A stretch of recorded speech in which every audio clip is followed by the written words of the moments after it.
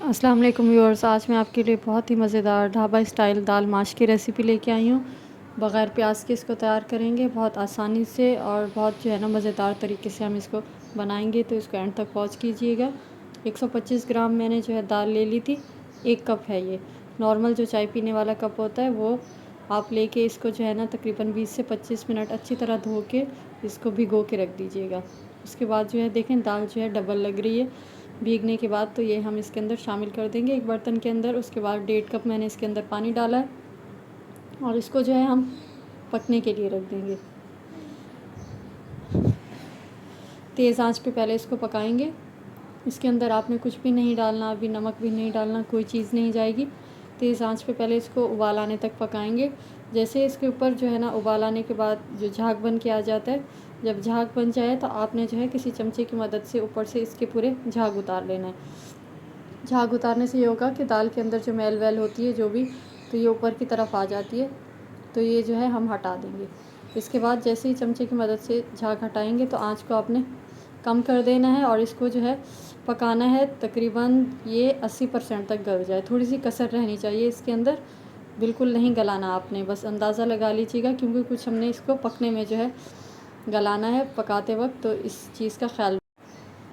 जैसे थोड़ी सी खड़ी होती है दाल ऐसी होनी चाहिए बस। इसके बाद दूसरे बर्तन की तरफ आ जाएंगे हम जिसमें इसको फ्राई करेंगे। आधा कप मैंने तेल ले लिया है क्योंकि फ्राई दाल के अंदर जो है तेल थोड़ा सा ज़्यादा जाता है। इसको जो है हम हल्का सा गर्म कर लेंगे और मैंने फ्रेश कुटा हुआ लहसुन और अदरक का पेस्ट डाल दिया है 1 टेबल स्पून भर के।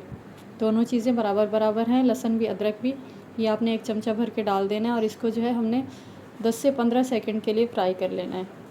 ज़्यादा ओवर कुक नहीं करना। जब आप दाल बना रहे हो या सब्ज़ी बना रहे हो तो लहसुन अदरक को बहुत ज़्यादा नहीं पकाते, तो इसको हल्का सा फ्राई कर लेंगे। और मैंने जो एक बड़े साइज़ का टमाटर ले लिया था, आपके पास छोटे हैं तो 2 ले लें, और इसका जो है पेस्ट बना लेंगे। पानी डाल के पेस्ट बनाइएगा, थोड़ा सा ज़्यादा पानी हो।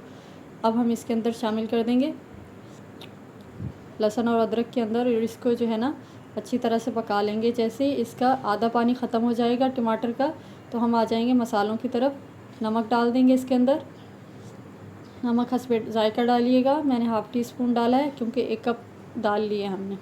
अगर आप ज़्यादा दाल ले रहे हैं तो ज़्यादा कर सकते हैं मसालों को। उसके बाद जो है मैंने इसके अंदर 1 टीस्पून जितनी लाल मिर्च डाली है, जो नॉर्मल हम घर में इस्तेमाल करते हैं खानों में। लाल मिर्च पाउडर डाल दीजिएगा 1 चाय का चमचा, और आधा चाय का चमचा मैंने इसके अंदर शामिल किया है कुटी हुई लाल मिर्च। ये थोड़ी तेज़ थी तो मैंने इसलिए आधा चमचा डाला है। आपके पास अगर थोड़ी फीकी वाली है तो 1 चाय का चमचा डाल सकते हैं। उसके बाद हल्दी डाली है मैंने इसके अंदर, हल्दी भी जो है इसके अंदर जाएगी आधा चाय का चमचा, शामिल कर दीजिएगा। और इसके बाद हम इसके अंदर डालेंगे ज़ीरा पाउडर डाल दीजिएगा, ये भी मैंने आधा चाय का चमचा शामिल किया है इसके अंदर। और अब जाएगा इसके अंदर पिसा हुआ धनिया, तो पिसा हुआ धनिया का पाउडर जाएगा इसके अंदर 1 चाय का चमचा। ये मसाले चले जाएंगे, इसको अब हम अच्छी तरह से भून लेंगे मसालों के साथ। बहुत मज़ेदार ये रेसिपी बन के तैयार होगी, बहुत ही मज़ेदार। मतलब आप दोपहर में, जैसे अभी गर्मियाँ हैं, इसको दोपहर में बनाएं सिरके वाली प्याज के साथ, इसको दही के रायते के साथ, लौकी के रायते के साथ इसको सर्व करें। बहुत मज़ेदार जो है ना ये बन के तैयार होती है। तो इसके बाद हम बाकी मसाले अभी बाद में डालेंगे। अब हम इसको अच्छी तरह से भून लेंगे।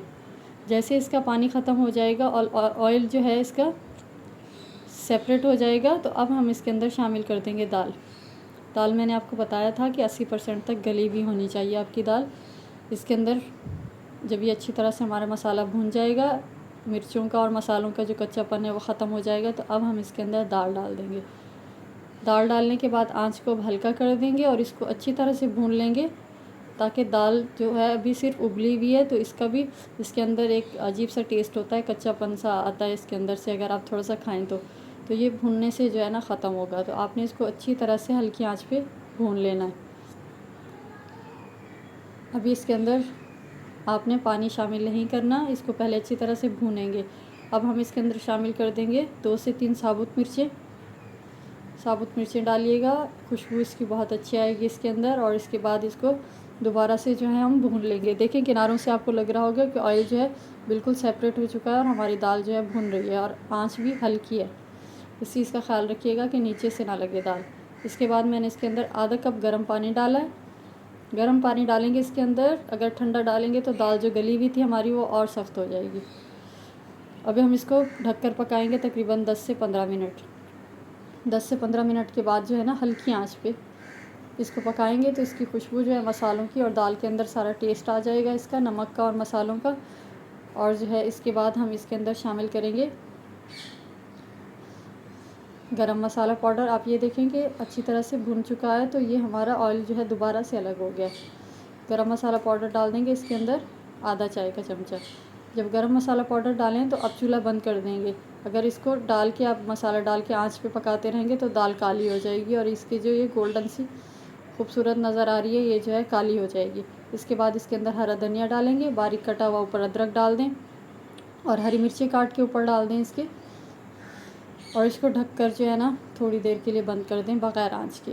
बस दाल गर्म होगी तो हर चीज़ की खुशबू जो है इसके अंदर आ जाएगी। इसको लास्ट में ट्राई कीजिएगा, मुझे फ़ीडबैक दीजिएगा और बताइएगा कि आपको ये ढाबा स्टाइल दाल कैसी लगी। और चैनल को सब्सक्राइब कर दें अगर नए हैं तो, और लाइक कर दीजिएगा और फ्रेंड्स एंड फैमिली में इसको शेयर कर दीजिएगा। मिलते हैं नेक्स्ट रेसिपी में, जब तक के लिए अल्लाह हाफिज़।